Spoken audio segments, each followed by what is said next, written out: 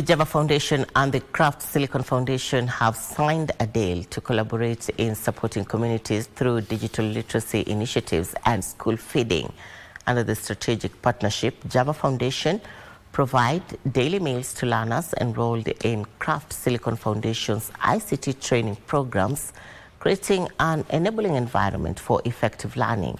On the other hand, Craft Silicon Foundation will install solar-powered mobile computer lab and ICT curriculum to schools being supported by the Java Foundation's feeding program.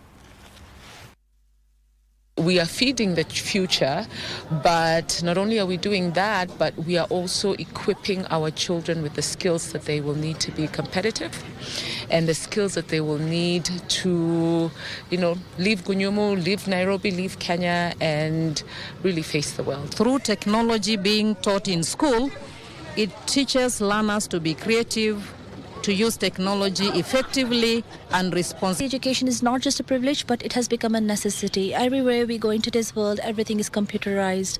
It's actually becoming more than just simple IT, but it's not. AI is taking over, and we're bridging the digital divide. We want to ensure that the underprivileged are not left behind.